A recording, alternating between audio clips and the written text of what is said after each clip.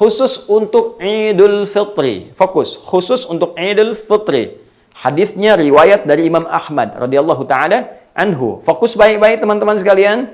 Bagian yang ketiga disebutkan, karena Rasulullah sallallahu alaihi wasallam adalah kebiasaan Nabi sallallahu alaihi wasallam, la yaghdu yaumal fitri ya hatta yakula. Tidak pernah beliau itu berangkat untuk menunaikan sholat Idul Fitri sebelum mencicipi makanan dulu.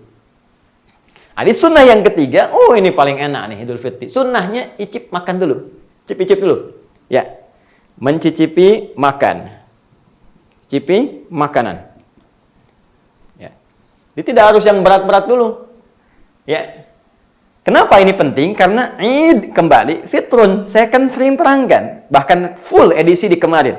Fitri itu kan dari kata futur, iftar, makanan yang pertama dimakan. Id itu kembali makan untuk menunjukkan puasa sudah selesai. Bukankah saat kebiasaan Ramadan kalau adzan berkumandang Allahu Akbar, Allahu Akbar, kita sudah nggak boleh makan? Idul Fitri beda. Allahu Akbar, sudah mandi, sudah berpakaian, makan dulu untuk menunjukkan sekarang puasa sudah selesai. Bismillahirrahmanirrahim. Alhamdulillahirabbil alamin. Wassalatu wassalamu ala sayyidil mursalin, sayyidina Muhammadin wa ala alihi wa sahbihi wa dzurriyyatihi wa ummatihi ila yaumiddin wa ba'du. Saudara-saudariku, pemirsa Agus Suka, dimanapun Anda berada. Alhamdulillah, dengan izin Allah Subhanahu wa Ta'ala, hari ini kita telah memasuki hari ke-28 di bulan Ramadan. Tak terasa kita sudah berada di ujung puncak perjuangan kita di bulan suci ini, dan tidak henti kita bermohon kepada Allah Subhanahu wa Ta'ala, semoga seluruh usaha ibadah kita diikhlaskan oleh Allah Subhanahu wa Ta'ala dan mendapatkan penerimaan terbaik sampai dengan hari ke-28 ini.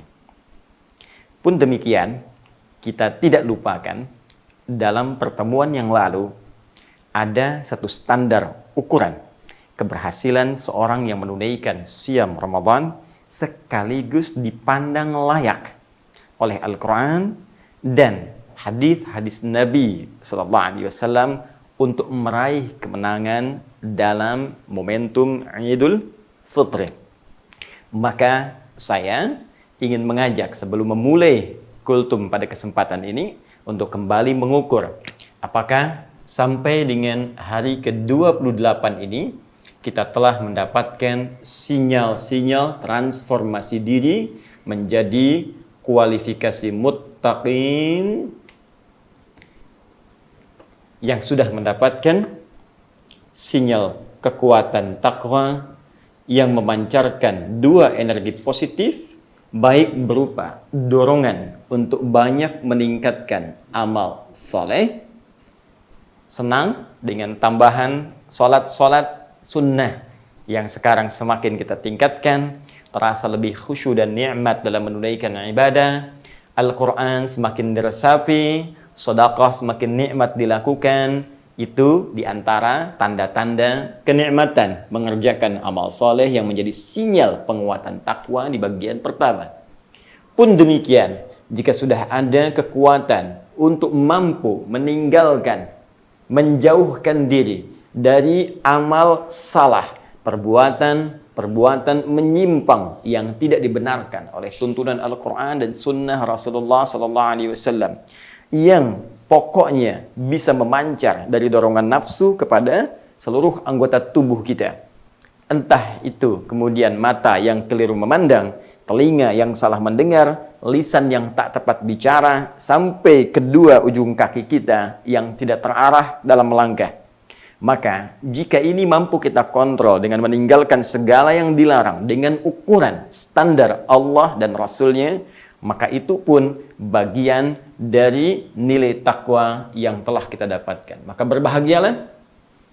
Ini ada isyarat kita mendapatkan apresiasi dari Allah Subhanahu wa Ta'ala yang langsung diisyaratkan dalam Al-Quran. Bisa mendapatkan predikat muflihun, yang dengan itu diisyaratkan kita akan menang dalam perjuangan melawan nafsu kita saat Ramadan ini, kita akan bahagia dari hasil yang didapatkan saat puasa itu. Bukan sekedar bahagia saat berbuka, tapi juga bahagia ketika membawa hasil puasa kita ke hadapan Allah Subhanahu wa Ta'ala. Karena itu, pernah saya sampaikan dalam sekian episode, satu edisi khusus tentunya terkait dengan dua kebahagiaan orang beriman ketika kembali kepada Allah Subhanahu wa Ta'ala dengan pahala puasanya. Lis-shaimi farhatan. Bagi orang yang puasa mendapatkan dua kebahagiaan. Farhatun hina yuftir, kebahagiaan pertama saat ia berbuka, wa farhatun hina yalqa rabbahu, dan kebahagiaan kedua ketika ia kembali kepada Allah Subhanahu wa Ta'ala membawa pahala puasanya.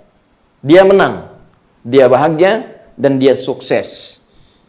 Dari sinilah kemudian Allah perintahkan ketika tuntas mengerjakan siam Ramadan untuk memperbanyak takbir sebagai syiar, sebagai lambang, sebagai gambaran dari kesuksesan perjuangan saat siamnya, dengan disampaikannya Quran surah kedua ayat 185 itu ketika ditutup di ujungnya walitukabbirullaha ala ma hadakum, supaya engkau perbanyak takbir karena Allah telah berikan banyak hidayah kepadamu, banyak petunjuk, banyak kenikmatan saat Ramadan. Nah, ada yang belum selesai dalam pembahasan kita di pertemuan yang lalu, kawan-kawan sekalian, yaitu penutup dari ayat 185 ini yang terkesan sangat indah dan mengisyaratkan satu sikap orang yang memang real dia mendapatkan anugerah Idul Fitri, Idul Fitrah. Kembali ia kepada fitrah kehidupannya, senang berbuat kebaikan, dekat dengan Allah, dan ditandai dengan memakan makanan yang halal di hari pertama di bulan Syawal itu. Maka kata Allah, jika engkau telah dapatkan semua itu, mesti ada satu sikap yang dengan sikap ini engkau termasuk yang merayakan real Idul Fitri, real Idul Fitrah. Inilah orang yang mendapatkan Idul Fitri dengan sesungguhnya. Orang yang mendapatkan hakikat esensi Idul Fitri dengan sebenarnya. Apa sikap yang dimaksudkan? La'allakum tashkurun. La'allakum tashkurun. Maka dengan sangat luar biasa Allah menutup firman-Nya dengan kalimat la'allakum tashkurun. Maka kemenangan yang Allah berikan ini, takbir yang dimintakan untuk dikumandangkan itu, berbagai kebahagiaan yang dirasakan pasca Ramadan itu sesungguhnya jalan Allah untuk memberikan kebahagiaan kepada kita, agar kita merasakan segala kenikmatan, dan dengan kenikmatan itu muncullah sikap syukur kita kepada Allah Subhanahu wa Ta'ala. La'allakum tashkurun, supaya kalian mampu bersyukur kepada Allah Subhanahu wa Ta'ala. Nah, sekarang kita akan balik pertanyaannya. Kita bertanya kepada Allah Subhanahu wa Ta'ala, ya Allah, ketika kami selesai menuntaskan siam Ramadan dan hadir di Idul Fitr, kami bertakbir bahagia, kami bertakbir senang ya Allah, dan kami berusaha untuk bersyukur kepadamu seperti apa yang Kau perintahkan di isyarat firman-Mu itu. Ya Allah, izinkan kami bertanya, jika kami ingin bersyukur itu, maka bagaimana caranya? Bagaimana jalannya? Seperti apa tutorialnya ya Rabbul Alamin? Ya, seperti apa teknisnya ya Arhamar Rahimin? Maka kemudian diberikanlah isyarat yang sangat indah kepada kita tentang tutorial bersyukur dalam konteks syukur tuntasnya ibadah siam yang kita tunaikan dalam dua bentuk utama. Dan inilah yang akan menjadi tutorial aku suka di episode ke-28 ini, bagaimana kita mengungkapkan syukur kepada Allah dalam momentum Idul Fitri yang kita berikan tema spesial tentang tutorial Idul Fitri. Tutorial Idul Fitri. Baik, kita bergerak cepat. Teman-teman sekalian, syukur di dalam Al-Quran dan narasi hadis-hadis Nabi SAW dibagi kepada dua bagian. Satu, ada yang terkait erat dengan aspek ibadah yang digambarkan dalam konteks ritual yang bisa meningkatkan aspek spiritual kita, yaitu kedekatan kita dengan Allah Subhanahu wa Ta'ala. Baik, secara sederhana begini. Kalau ada seseorang memberikan kepada Anda satu pemberian, bukankah Anda akan mengucapkan sebuah kalimat tanda ungkapan terima kasih atas apa yang diberikan kepada Anda? Ya, karena itulah kalimatnya terima kasih. Begitu Anda terima, Anda menyampaikan kasih. Ya, kalau kepada yang lain Anda bisa berikan, saya terima, saya bisa ngasih. Tapi pemberian kasih pertama, bukankah ucapan syukur? Syukran Anda ucapkan terima kasih atas pemberian yang telah disampaikan. Sekarang Allah memberikan kepada kita lebih daripada pemberian makhluk. Dan tidak ada bandingannya. Laisa kamitslihi syai'. Allah berikan kemenangan, Allah berikan kenikmatan, Allah berikan kesuksesan, Allah berikan jalan kebahagiaan. Maka bukankah sangat layak dan sangat wajib kita mengungkapkan syukur kita kepada Allah Subhanahu wa Ta'ala? Baik, ketika kita akan mengungkapkannya, kita bertanya bagaimana jalannya. Maka diberikan jalan untuk mengungkapkan itu kepada Allah dengan turunnya isyarat di surah Al-Kautsar itu. Ya, pemberian paling tinggi yang diberikan oleh Allah Khaliq kepada makhluknya dari kalangan hamba-hamba Allah Subhanahu wa Ta'ala adalah pemberian kepada Rasulullah Sayyidina Muhammad sallallahu alaihi wasallam. Sebelum wafatnya, manusia paling mulia di muka bumi ini, orang yang paling takwa, yang dipuji oleh Allah, diturunkan jaminan satu surah tentang surganya. Allah berfirman di surah Al-Kautsar itu, "Inna a'tainakal kautsar." Sungguh dengan segala kebesaranku, kata Allah, aku infokan hal yang sangat dahsyat. A'tainakal kautsar. Kami telah tetapkan untuk Muhammad sallallahu alaihi wasallam kenikmatan yang banyak di surga. Ya, sampai kemudian dijelaskan di surah Ad-Duha itu, wala saufa yu'tika rabbuka fatarda. Akan diberikan oleh Rabbmu sampai kamu mengatakan puas ya Allah, nikmat ya Allah. Luar biasa. Tapi ayatnya belum selesai di situ. Kembali ke Al-Kautsar. Ketika semua oleh Allah telah dijaminkan, diberikan, maka apa sikap yang harus dibangun oleh Rasulullah SAW? Ya, ternyata kalimatnya sangat indah, fasalli. Maka bersyukurlah kepada Allah dengan mengungkapkan rasa syukur itu dengan cara menunaikan salat. Fasalli, maka salatlah Muhammad SAW. Maka dari sinilah teman-teman sekalian, syukur kita yang kita dapatkan saat meraih berbagai apresiasi pasca menunaikan siam Ramadan ini, sampai kita di awal Idul Fitri, diminta kita mengungkapkan syukur kepada Allah Subhanahu wa Ta'ala, langsung dicontohkan oleh Rasulullah sallallahu alaihi wasallam ungkapan syukur ini dengan penunaian ibadah, sifatnya ritual, fungsinya peningkatan spiritual kepada Allah Subhanahu wa Ta'ala dalam bentuk salat. Jadi kalau Anda bertanya, apa tutorial pertama Idul Fitri yang dicontohkan oleh Nabi sallallahu alaihi wasallam berdasar isyarat Al-Qur'an, yaitu tutorial tentang salat Idul Fitri. Nah, kalau kalimatnya terasa panjang, maka kita bisa batasi dengan memendekkannya. Tutorial salat Id. Baik. Hingga di sini bisa dipahami? Nah, ini penting saya utarakan di awal pembahasan sebelum kita memulai tutorial salat Idul Fitri, agar kita terbiasa memahami tujuan di balik ibadah yang diperintahkan oleh Allah kepada kita. Jika akar pemahaman ini telah tertanam dalam jiwa kita, maka motivasi menunaikan ibadahnya bukan sekedar menjalankan formalitas saja, tapi nilainya akan meresap ke dalam jiwa, dan nilai itu yang membangkitkan kekhusyuan kita saat menunaikan ibadah yang dimaksudkan. Jadi kalau Anda paham tentang alur, kenapa kita mesti menunaikan sholat Id ini, sekalipun hukumnya secara fikih, sunnah, muakkadah, tidak mendekati wajib dengan alasan tertentu, namun motivasi menunaikan ini begitu kuat. Karena korelasinya dengan ibadah siam kita rasanya tak bisa diputuskan begitu saja.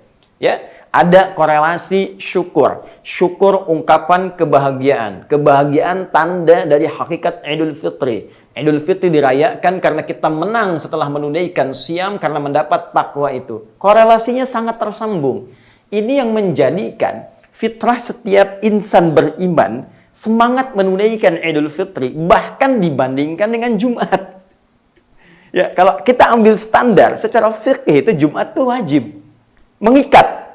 Nanti saya turunkan beberapa bagian-bagian yang penting ya terkait dengan Jumat dan juga Idul Fitri dalam tutorial. Tapi secara bandingan hukum, Jumat itu di atasnya.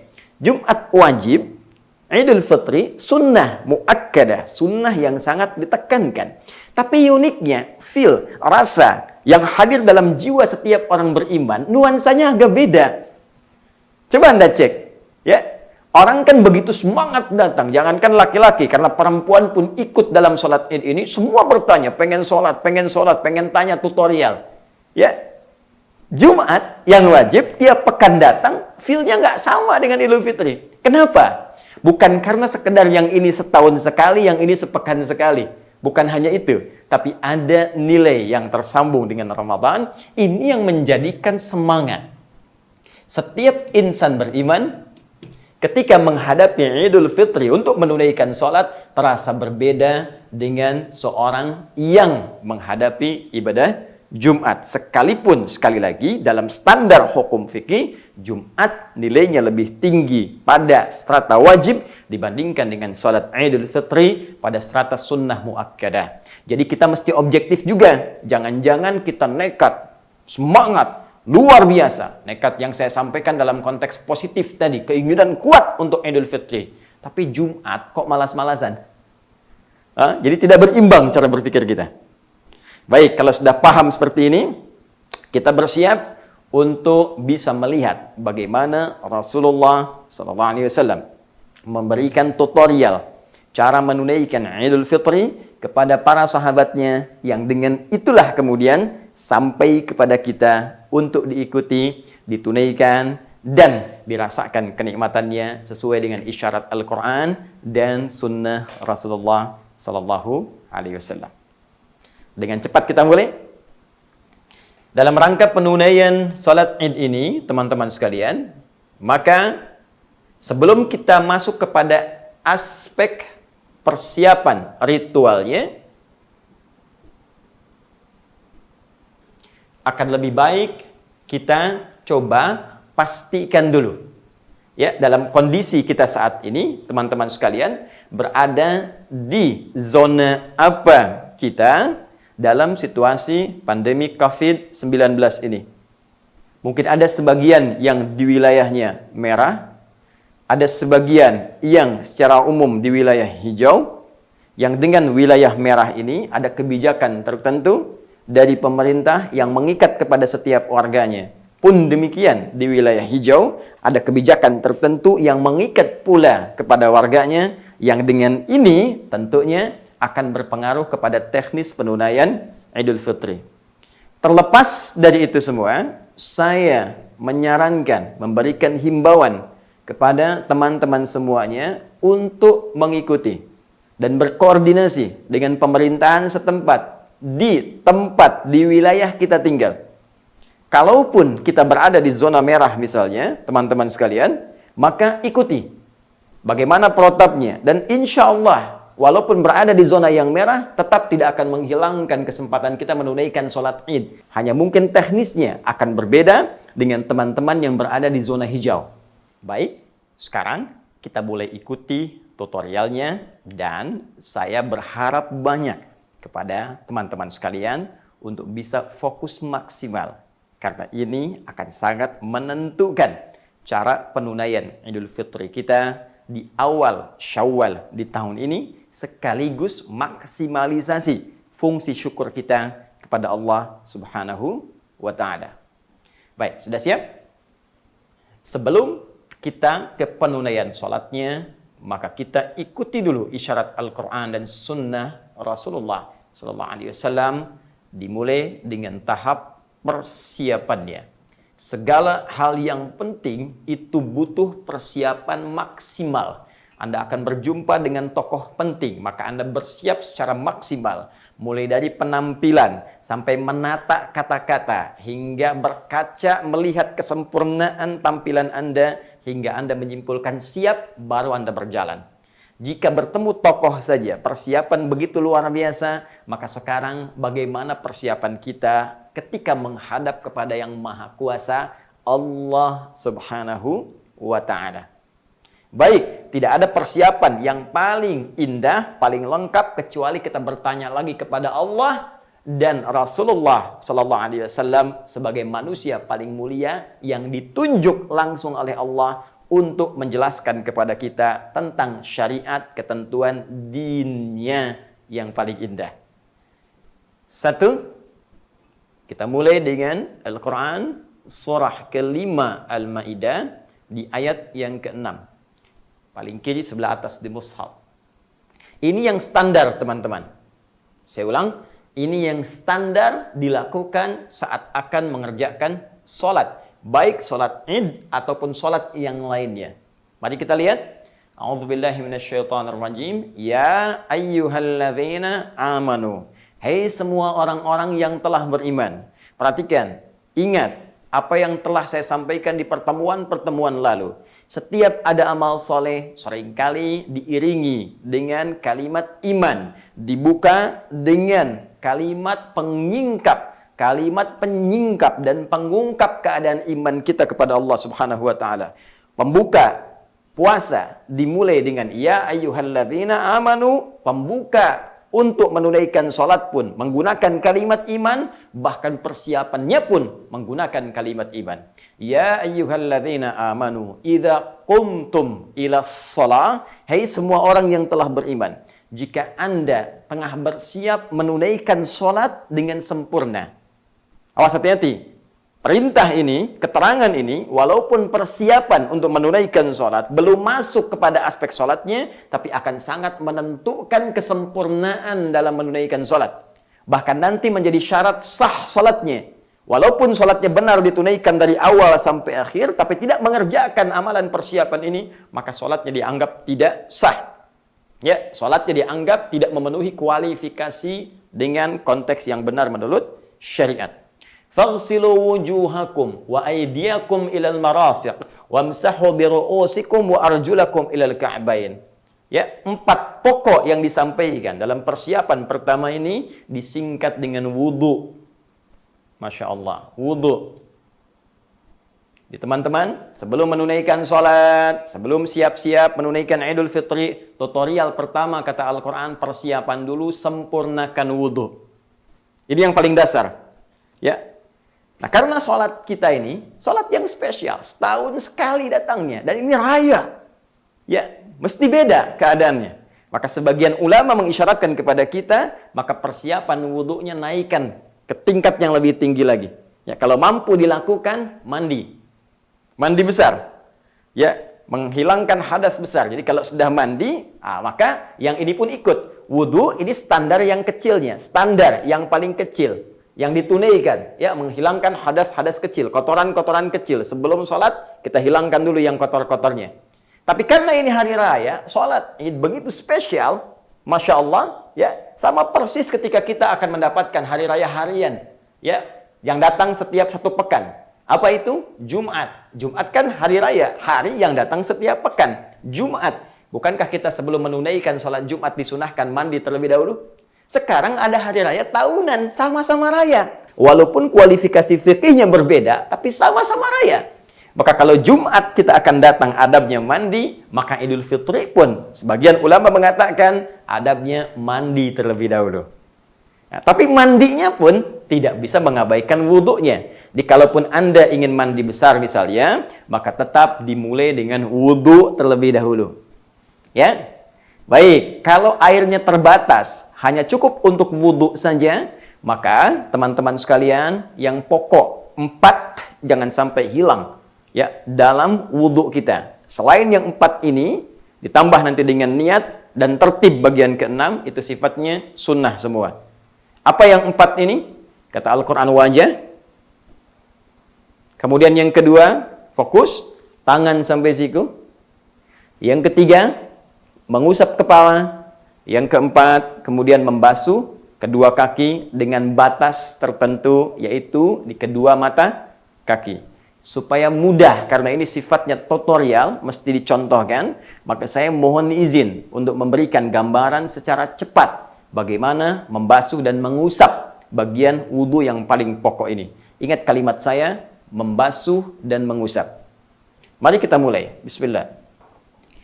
Faghsilu wujuhakum. Bagian pertama Allah menyampaikan mulai wudhu dengan membasuh wajahmu.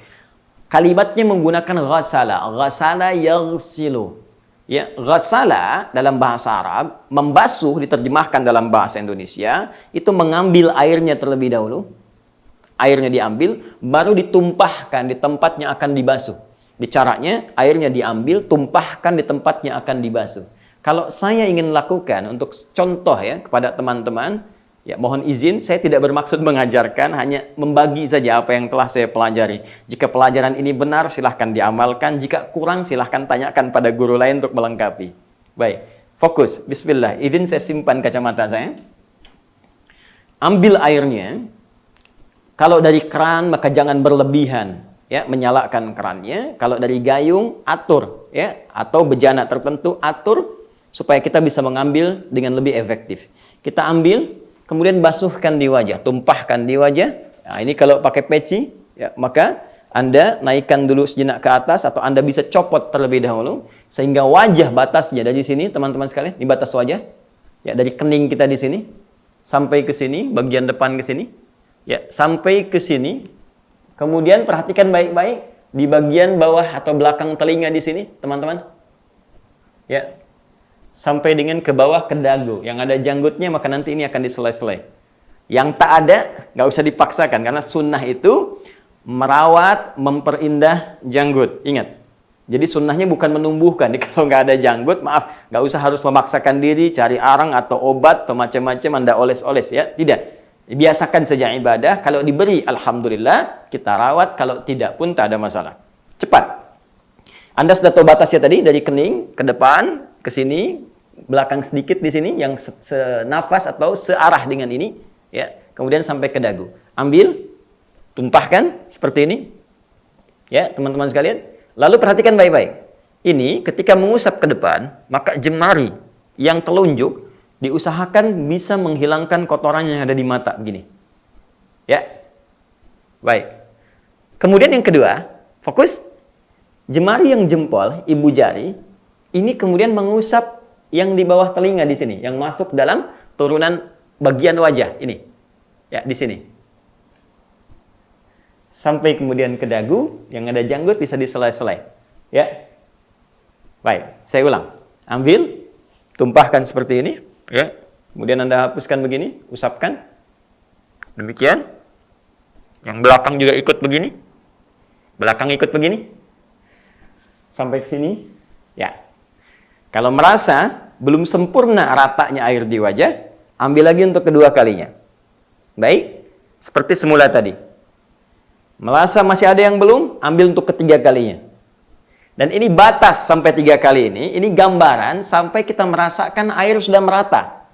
Jadi mustahil kalau 3 kali belum rata. Karena itu Nabi mengatakan, faman zada faqad asa Abul Qasim. Ya, kalau nambah dari itu, itu bermaksiat nih kepada Nabi Shallallahu Alaihi Wasallam. Maksudnya apa? Nabi nggak senang boros.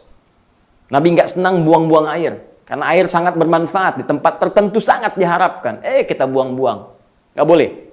Ya, karena itu, kalaupun kemudian misal 2 kali basuhan sudah merasa rata, boleh kita cukupkan. 2 kali boleh. Belum yakin, maka silahkan 3 kali. Selesai. Teruskan. Dari wajah, kemudian ke tangan. Sebelum kita masuk ke tangan, saya ingin terangkan dulu tangan dalam bahasa Arab. Teman-teman fokus dengan saya. Tangan dalam bahasa Arab disebut iyad, iyadun. Baik, kalau boleh saya terangkan, kita bisa tuliskan dengan tulisan demikian. Ya, dal, ini tangan. Iyadun. Jamaknya disebut dengan aidi, ya. Hamzah, ya, dal, ya, aidi, ya, tangan. Batasnya, perhatikan baik-baik, tangan, ini dimulai dari jemari sini. Jemari kita sampai ke sini. Ya, sampai batas ke bahu. Ini tangan. Saya ulang, dari ujung jemari di sini mencakup semua ke sini sampai ke batas ke bahu di sini. Baik, sekarang fokus. Ada yang sangat indah dalam syariat Islam. Islam tuh kalau memberikan pedoman, petunjuk selalu detil, sempurna. Jadi kalau tangan, tangan. Tapi ketika akan ditunaikan dalam ibadah, spesifik disebutkan sepanjang fungsinya khusus. Misal, saya berikan gambaran dulu unsur-unsur tangan. Ini disebut asabi'. Ya, asabi', jari-jari. Baik, ada yang wusta, ya. Ya, ada yang kemudian ini ibham, jempol dan seterusnya. Ya, jadi saya ingin katakan ini asabi', jemari. Baik, ini as-sababah, telunjuk. Teruskan. Kalau ke sini, telapak kaf namanya. Kaf. Dua kafain. Ini. Ya, kita temukan dalam hadis Nabi SAW ketika Jibril datang kepada Nabi SAW dan bertanya ya tentang Islam, iman, ihsan. Sebelumnya kan ada pembuka. Ya, wa wada'a kaffaihi ala rijlaihi, meletakkan telapak tangannya ya di kakinya. Spesifik di hadisnya ala fakhidaihi, ya di pahanya seperti ini, telapak tangan. Ya, baik. Kembalikan. Yang ini teman-teman sekalian, pergelangan rusghun. Ini, rusghun. Yang ini ke siku, ini sa'id nih. Sa'id. Ya, sampai sini ya, di siku ini mirfaq. Jamaknya marafiq. Baik. Kalau kita teruskan sampai ke sini, dari depan sampai ke sini, ini yad namanya. Yadun. Paham ya? Kenapa saya penting sampaikan ini? Tutorial ibadah dalam Islam sangat jelas sekali. Ya, ketika Anda takbir, jelas disebutkan dalam sholat. Wa wada'a kaffaihi. Ini kan? Ya, dan meletakkan kedua telapak tangannya di punggungnya. Dan meletakkan telapak tangan yang kanan, kaffahul yumna alal yusra. Telapak, letakkan di kanan. Ya. Telapak letakkan di punggung yang kiri. Gini, telapak kanan letakkan di punggung yang kiri. Atau rusgun ala rusgin. Ini pergelangan dengan pergelangan. Begini. Ya, atau lebih sedikit. Detil. Ketika tahiyat yang diangkat rafa'as sababah, mengangkat telunjuknya. Detil. Ketika wudu pun detil sekali. Membasuh tangan ilal marafiq wamsahu aydiyakum. Ketika tangan pun sangat detil. Perhatikan kalimatnya, ya. Wa aydiyakum ilal marafiq. Wa aydiyakum ilal marafiq. Aidi jama'. Ya, untuk menunjuk kepada kita semua, bentuk jama', semua tanpa kecuali. Yang pengen sholat, wudu dulu. Caranya bagaimana? Setelah wajah sempurna kemudian dibasuh tangan. Ya, aidi, tangan-tangan kalian ila sampai marafiq, ke siku. Jadi ada batasnya. Ada batas basuhan sampai ke siku. Baik, sekarang perhatikan caranya ya. Saya lebih senang mengikuti petunjuk Al-Quran yang ini. Kalau saya ilustrasikan, ana zahibun min Jakarta ila Bandung. Saya akan pergi dari Jakarta ke Bandung. Ya, pertanyaan saya, perginya dari mana? Jakarta. Berhentinya di mana tujuan akhirnya? Bandung kan? Baik, artinya apa? Saya berangkat dari Jakarta, kemudian saya berhentinya di Bandung. Itu menggunakan kalimat ila, lil ghayah, menunjuk ujung. Sama persis ketika wudu, kata Allah, basuh tanganmu itu ilal marafiq, sampai siku, ujungnya siku, sini. Karena itu kalau Anda ingin berwudu, ingat, karena kalimatnya diikutkan membasuh, bukan mengusap, maka sama persis ambil airnya. Tumpahkan dari sini sampai ke siku. Jadi saya agak kurang sepakat kalau yang wudu meletakkan sikunya di keran, jadi begini, dari siku ke sini. Nah, ini yang sering terjadi, kan? Dari siku ke sini, ayatnya berkata dari sini ke siku. Nanti kalau konteksnya lebih luas, bukan di kultum, saya terangkan lagi apa hikmahnya dimulai dari sini. Ya, nanti dari kita mulai wudu sampai akhir wudu sampai doa setelah wudu itu semua ada korelasinya. Secara singkat, jadi ambil airnya, basuh kemudian, ya sampai ke siku. Kemudian kembalikan ke sini, selak-selakan sampai meresap ke pori-pori, terasa dengan baik. Ya, belum terasa rata, ambil lagi yang kedua kali, bersihkan kembali. Belum terasa, ambil yang ketiga kali. Dan ini puncaknya.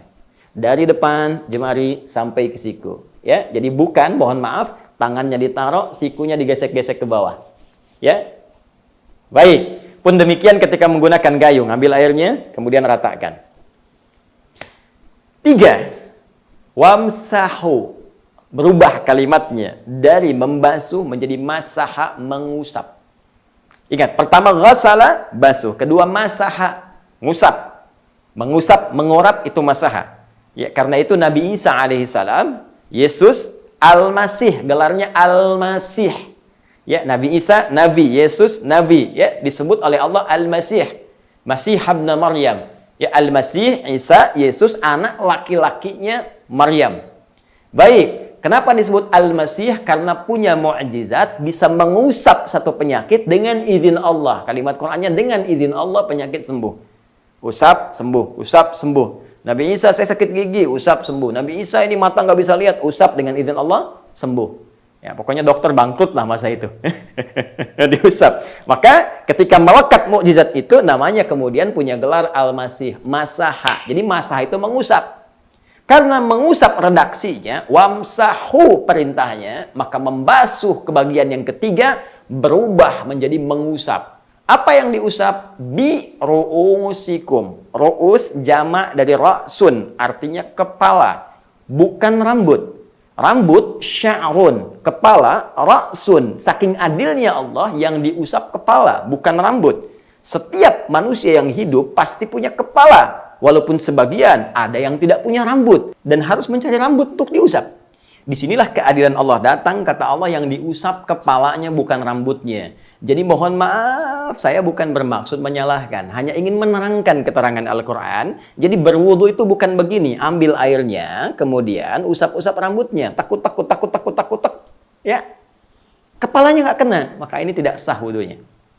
Yang benar yang harus dilakukan, jika Anda pakai peci, maka copot dulu pecinya. Jelas? Simpan kemudian di tempat yang nyaman ketika Anda mulai berwudu, ambil airnya. Ya, karena mengusap artinya bukan menumpahkan airnya di kepala begini. Prok, tidak. Ya, tapi ambil secukupnya, tumpahkan dulu, baru diusapkan ke kepala. Ya, dari depan sampai ke belakang. Kembalikan lagi. Jelas? Baik, Ustaz, saya ini ada masalah di kepala, ada luka di sini. Kalau kena air, menurut dokter ini bermasalah. Baik, Ustaz, saya sedang tidak berada di tempat yang sifatnya khusus bagi perempuan. Saya mengenakan jilbab. Kalau berwudu di sini harus dibuka. Bagaimana Ustaz? Inilah keadilan Allah ketika menunjuk kepala menggunakan ba. Ba itu punya fungsi 14 makna dalam bahasa Arab. Demikian Ibnu Hisham Al-Ansari dalam kitabnya Mughnil Labib an Kutubil A'arib menerangkan. Ada ba sifatnya istighraq, ada ba sifatnya al-musahabah, ada ba sifatnya al-ilsaq, ada ba sifatnya menunjuk kepada ba'dun, ya, ma'al hudud. Ada ba'dun atau tab'id min dunil hudud. Disinilah keadilan Allah ingin menyampaikan, gunakan fungsi ba itu.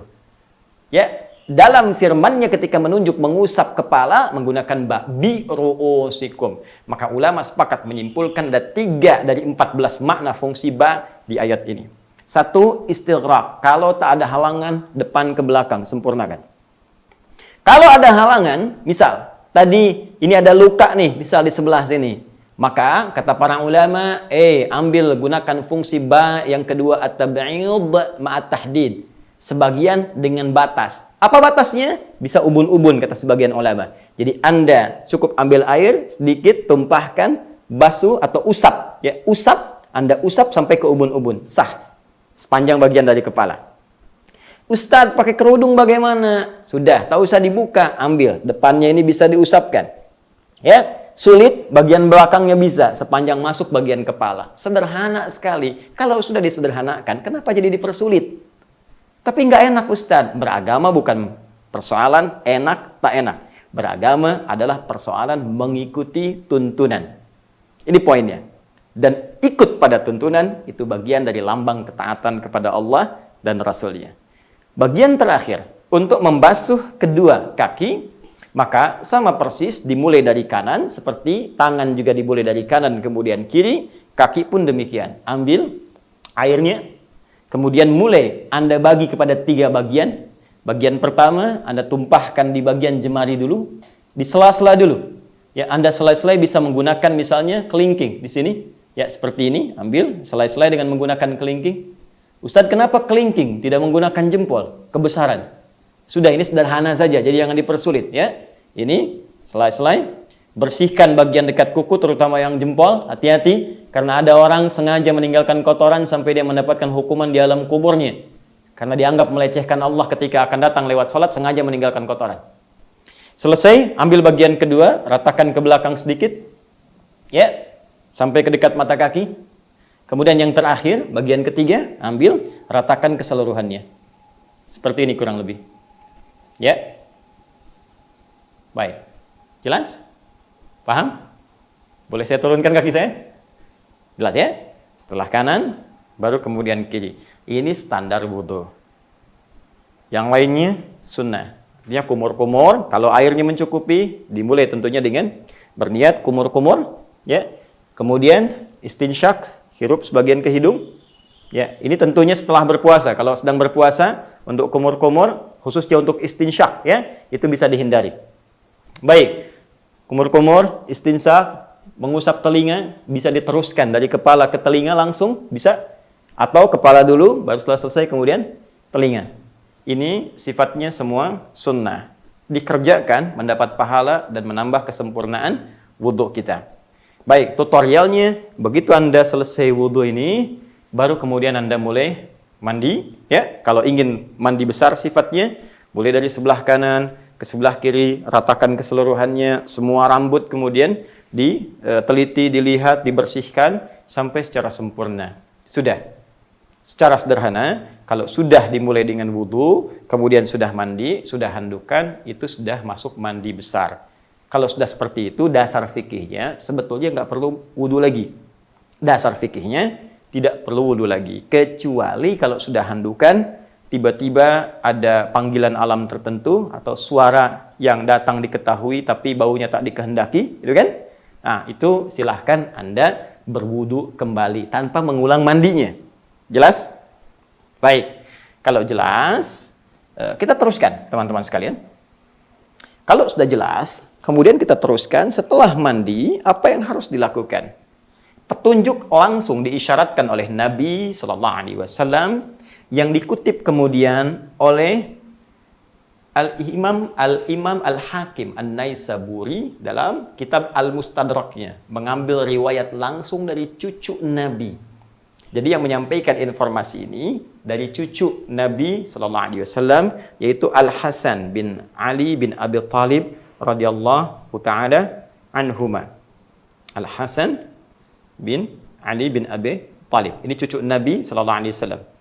Perhatikan menyampaikan riwayat, amarana Rasulullah Sallallahu Alaihi Wasallam, telah memerintahkan kepada kami, datuk kami, kakek kami, Rasulullah, Rasul kita, Rasulullah Sallallahu Alaihi Wasallam.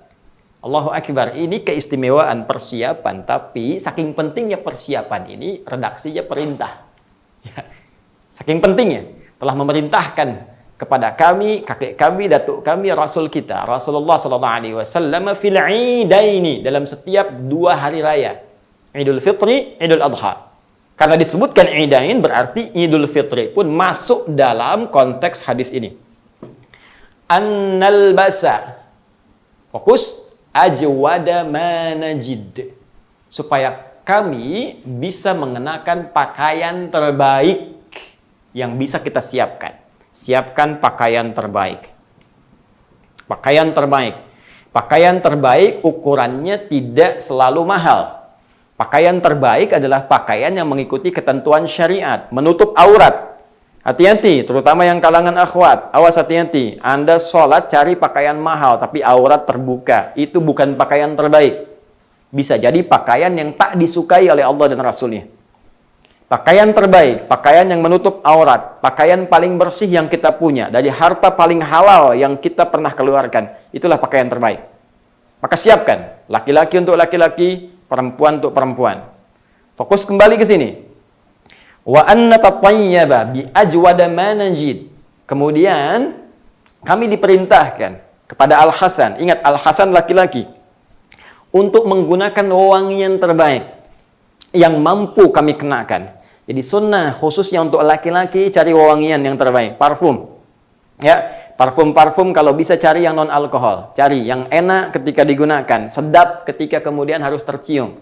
Jadi kalau teman kita pencium pun enak rasanya, nyaman, gitu kan? Baik, silahkan Anda cari. Kemudian oleskan di sebagian tempat yang tepat menurut kita untuk dioleskan sehingga tampilan kita sempurna dengan izin Allah Subhanahu wa taala. Bahkan di sebagian wilayah, khususnya di Timur Tengah, ya, sebagian tempat yang pernah kami singgahi dengan izin Allah untuk belajar, itu ada kebiasaan teman-teman, ya, di wilayah Timur Tengah khususnya, mereka menyiapkan parfum dalam sholat. Jadi kalau sudah pakai dibagi kepada temannya, silahkan pakai untuk menghidupkan sunnah Rasulullah Sallallahu Alaihi Wasallam. Ya, sampai yang paling ujung nanti disimpan, bukan dikantongin. Ya, bagus nih, enak nih, kantongin tidak. Ya, simpan. Ya, nanti saf kedua ada lagi atau diteruskan. Siapa yang pakai dan sudah itu menghidupkan sunnah. Baik, ingat, mandi, kenakan pakaian terbaik, kemudian gunakan wewangian terbaik. Baik, apalagi setelah itu, setelah siap, ada yang ketiga, ini tidak kalah penting. Khusus untuk Idul Fitri, fokus, khusus untuk Idul Fitri. Hadisnya riwayat dari Imam Ahmad radhiyallahu taala anhu. Fokus baik-baik teman-teman sekalian.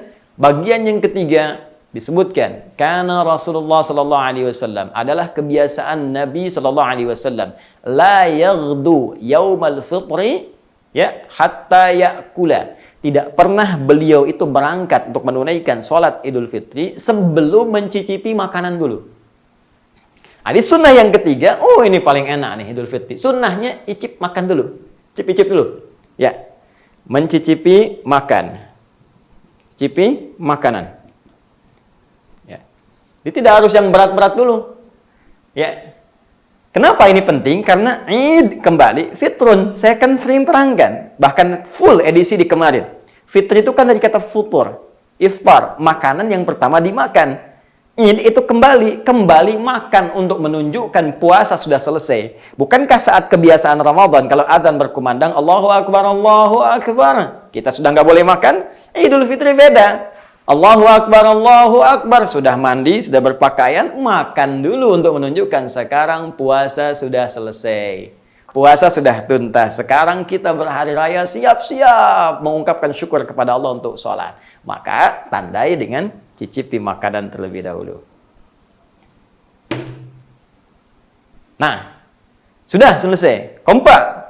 Kemudian bersiap berangkat menunaikan ke tempat sholat dengan cara memperbanyak takbir. Ya, Masya Allah, ayah, ibu, anak-anaknya sambil berangkat bertakbir. Allahu Akbar, Allahu Akbar, Allahu Akbar. Perbanyak. Ya, Allahu Akbar, la ilaha illallah, wallahu akbar, walillahil hamd. Ingin lebih banyak lagi, Allahu Akbar, Allahu Akbar, Allahu Akbar, la ilaha illallah, wallahu akbar, walillahil hamd. Ingin tambah komplit lagi, Allahu Akbar kabira, walhamdulillahi katsira, wa subhanallahi bukratan wa asila. Perbanyak takbir sebagai tanda rasa nikmat kita, tanda kemenangan kita, syiar kebahagiaan kita, takbir. Nah, karena kondisi sedang pandemi sekarang ini, maka boleh jadi berangkat ke tempat sholat ini mungkin bisa berbeda.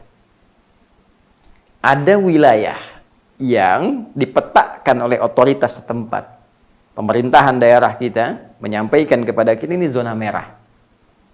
Dikhawatirkan kalau Anda berangkat ke lapangan, seperti sunnah pada umumnya sholat Id, nanti tak bisa terlihat, tak diduga ada orang yang sudah kemudian terinfeksi dengan virus COVID-19, ya corona ini, gejalanya tak seperti kelihatan seperti umumnya, tak nampak dia, tapi kena maka berpindah-pindah virus itu, yang lain pun kemudian menjadi terjangkiti. Maka wilayah zona merah ini teman-teman sekalian, kita bisa mengikuti tuntunan Nabi Sallallahu Alaihi Wasallam dalam konteks ini. Apa yang dimaksudkan? Pernah disampaikan informasi oleh sahabat Abu Hurairah radhiyallahu taala anhu, hadisnya sahih tersebut dalam riwayat Sunan Abu Daud nomor hadis 1162. Kalau beda nomornya cukup lihat riwayatnya dari sahabat Abu Hurairah. Ya, beliau mengatakan, kami pernah di masa Nabi sallallahu alaihi wasallam ketika akan menunaikan salat Id di lapang itu terjadi hujan, fa asabana matarun. Ya, hujan. Wah, ini nggak mungkin ditunaikan. Fa'amarana Rasulullah sallallahu alaihi wasallam, maka memerintahkan kepada kami Nabi sallallahu alaihi wasallam. Bima makna Rasulullah memerintahkan kepada kami untuk menunaikan sholatnya di masjid supaya lebih terlindungi. Baik, saya ingin mengambil analogi. Kenapa Nabi perintahkan para sahabat dulu yang biasa di lapang orang datang untuk balik ke masjid? Ya, fokus. Tujuan di lapang ini kan supaya menampung lebih luas. Banyak orang bisa ke situ. Ya, dan perempuan-perempuan yang haid pun kan diminta datang mendengarkan khutbahnya. Semua bergembira karena raya.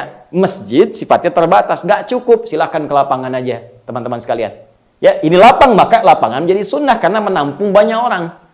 Ya, tapi sunnah ini kalau diikat dengan konteks artinya tempat luas yang bisa menampung banyak orang. Di sebagian tempat masjidnya lebih luas dibanding lapangannya. Seperti Masjid Al-Haram, Masjid Nabawi, beberapa tempat yang lain. Maka sunnahnya kembali ke tempat yang lebih luas di masjid. Dalam kondisi normal. Tapi zaman Nabi lapangan lebih luas. Karena itu mereka sholat di lapangan musallana, tempat sholat kami. Ketika hujan kok kembali ke tempat yang kecil. Kenapa? Karena Nabi ingin mengarahkan umatnya pada aspek prioritas. Sholat tetap ditunaikan, tapi berpindah ke tempat yang sekiranya ketika berlindung, fisik kita terjaga. Mungkin ada yang nggak kuat hujan, bisa sakit, basah, bisa nggak sempurna sholatnya. Dalam kondisi kita gelisah, maka diarahkan kemudian ke tempat spesifik yang terlindungi. Tujuannya melindungi. Jadi kalau karena hujan saja, Nabi kemudian meminta sahabatnya berlindung, maka bagaimana dengan virus yang boleh jadi menyebabkan madarat yang lebih besar? Maka kalau kita nggak bisa tarik ke masjid, di masjid pun bisa berkumpul, terinfeksi lagi, maka tarik lagi. Nah ini pemahaman fikihnya. Tarik lagi dengan isyarat hadis tadi ke tempat yang lebih spesifik, yang terjaga, yang terkarantina, yang terkondisikan. Orang-orang di lingkungan itu saja untuk sholat Idul Fitri. Tanpa menghilangkan keutamaan sholatnya, sholat tetap ditunaikan, sunnah tetap dilakukan, cuman tempatnya yang berbeda. Di mana dikerjakan? Di rumah. Di lingkungan tempat Anda tinggal. Kalau di apartemen dengan komunitas Anda, artinya keluarga terdekat yang diketahui terjaga kesehatannya dengan baik. Kemudian bisa di rumah, ya, bisa di tempat tertentu, dikontrakan dengan keluarga Anda di situ, teman-teman sekalian. Ya. Maka jangan pesimis. Anda tuh mengikuti sunnah Nabi. Jadi kalau Anda berada di zona merah, bahkan di-warn, ya, di-warning oleh pemerintah ini, awas, hati-hati, hati-hati, ikuti aja. Tarik ke rumah. Justru itu sunnahnya. Ketika Anda memaksakan datang ke masjid, sholat di lapangan, dalam kondisi zona merah terinfeksi, maka Anda bukan sekedar melanggar. Ya, sekarang misalnya ketentuan, bukan sekedar itu. Bukan sekedar ketentuan pemerintah, bukan sekedar PSBB, tapi Anda pun sekaligus melanggar sunnah Nabi SAW. Jadi, orang yang sholat di rumah, jangan iseng yang di zona hijau. Anda yang zona hijau, juga silahkan. Tunaikan sholat dengan sunnah Nabi juga. Ya, cari lokasi yang strategis, yang cukup baik, di lapangan atau di masjid dengan dua sifat tadi. Tapi jangan pernah menyoal yang di hijau kepada yang merah. Karena yang merah pun sedang mempraktekkan sunnah Nabi. Yang merah, jangan merasa kecil kepada yang hijau. Jangan mencela, oh ini nggak boleh melanggar PSBB. Tidak, kawan. Karena itu cek dulu kepada otoritas setempat. Bukan hanya di Google, tanyakan pada RT-nya, RW-nya, pemerintahan setempat, konsultasikan. Setelah konsultasi, koordinasikan, kalau perlu terlibat wilayahnya. Jaga. Ya, karena ada komplek tertentu misalnya, ini bagus nih, hijau nih, areanya green, hijau. Karena semangat yang lain nggak bisa sholat, datang ke tempat ini. Tidak, praktekkan sunnah Nabi. Jangan keluar, jangan masuk. Anda zona merah, udah di situ aja di rumah. Jangan masuk kepada yang hijau juga, itu bahaya juga.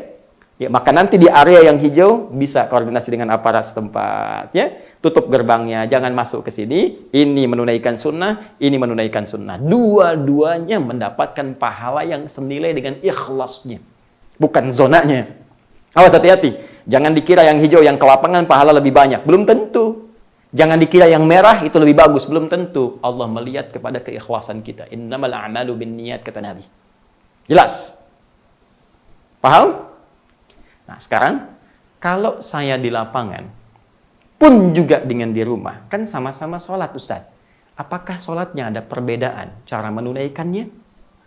Bagaimana cara menunaikannya kalau tidak ada perbedaan? Seperti apa mulainya? Seperti apa mengakhirinya? Bagaimana contohnya?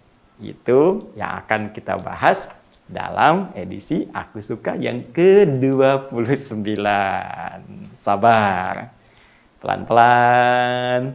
pelajari dulu yang ini sehingga lebih terasa kenikmatannya, lebih sempurna prakteknya, sehingga setelah yang ini matang, kita kemudian kejar step berikutnya untuk disempurnakan.